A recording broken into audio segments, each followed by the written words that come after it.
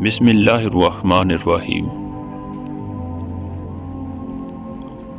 مجھے کسی صاحب نے ایک دلچسپ واقعہ سنایا۔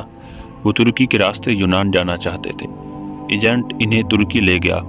یہ ازمیر شہر میں دوسرے لوگوں کے ساتھ برف باری کا انتظار کرنے لگے۔ سردیاں یورپ میں داخلے کا بہترین وقت ہوتا تھا۔ برف کی وجہ سے سیکیورٹی اہلکاران مورچوں میں دبک جاتے تھے۔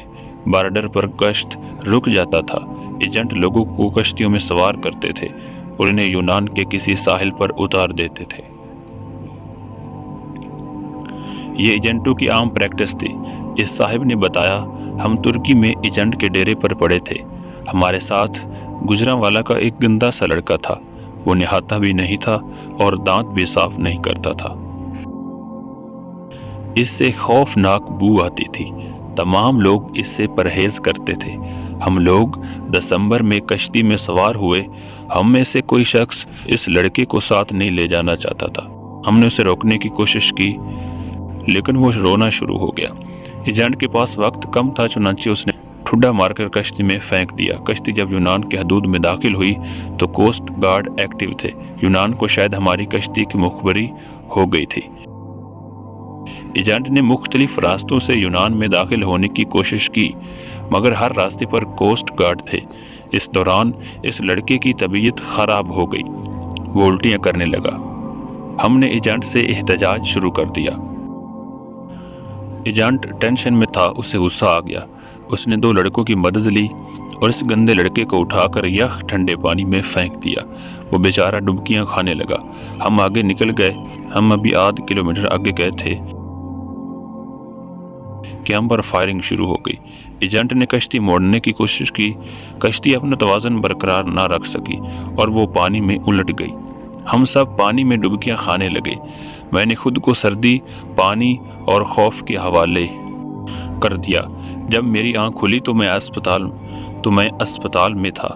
مجھے ہسپتال کے عملے نے بتایا کشتی میں سوار تمام لوگ مر چکے ہیں، صرف 2 لوگ بچے ہیں۔ میں نے دوسرے زندہ شخص کے بارے میں پوچھا۔ ڈاکٹر نے میرے بیڈ کا پردہ ہٹا دیا۔ دوسرے بیڈ پر وہی لڑکا لیٹا تھا جسے ہم نے اپنے ہاتھوں سے سمندر میں پھینکا تھا۔ سمندر کی لہریں اسے دھکیل کر ساحل تک لے آئی تھیں۔ مجھے کوسٹ گارڈز نے بچا لیا تھا جبکہ باقی لوگ گولیوں کا نشانہ بن گئے یا پھر سردی سے ٹھٹر کر مر چکے تھے۔ میں 15 دن ہسپتال رہا۔ میں اس دوران یہ سوچتا رہا کہ میں کیوں بچ گیا۔ مجھے کوئی جواب نہیں سوجھتا تھا۔ میں جب ہسپتال سے ڈسچارج ہو رہا تھا مجھے اس وقت یاد آیا میں نے اس لڑکے کو لائف جیکٹ پہنائی تھی۔ ایجنٹ جب اسے پانی میں پھینکنے کے لیے آ رہا تھا تو میں نے فوراً باغ سے جیکٹ نکال کر اسے پہنا دی تھی۔ یہ وہ نیکی تھی جس نے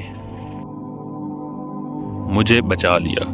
مجھے جو ہی یہ نیکی یاد آئی مجھے 6 ماہ کا وہ سارا زمانہ یاد آ گیا جو ہم نے اس لڑکے کے ساتھ گزارا تھا۔ ہم نہ صرف ترکی میں اس کی وجہ سے بچتے رہے تھے بلکہ وہ لڑکا جب تک ہماری کشتی میں موجود رہا ہم سب لوگ کوسٹ گارڈ سے بھی محفوظ رہے، یخ پانی سے بھی اور موت سے بھی۔ ہم نے جو ہی اسے کشتی سے دھکا دیا موت نے ہم پر اٹیک کر دیا۔ میں نے پولیس سے درخواست کی، میں اپنے ساتھی سے ملنا چاہتا ہوں۔ پولیس اہلکاروں نے بتایا وہ پولیس وین میں تمہارا انتظار کر رہا ہے۔ میں گاڑی میں سوار ہوا اور جاتے ہی اسے گلے سے لگا لیا۔ مجھے اس وقت اس کے جسم سے کوئی بو نہیں آ رہی تھی۔ تب مجھے معلوم ہوا میرے ساتھیوں کو دراصل اس کے جسم سے اپنی موت کی بو آتی تھی۔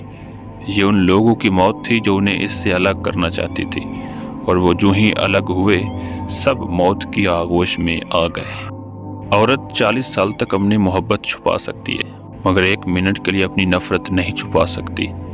ایک دانا کا کہنا ہے کہ عورت کو سمجھنا بہت مشکل ہے۔ اس کی اکثر باتوں کا الٹا مطلب ہوتا ہے۔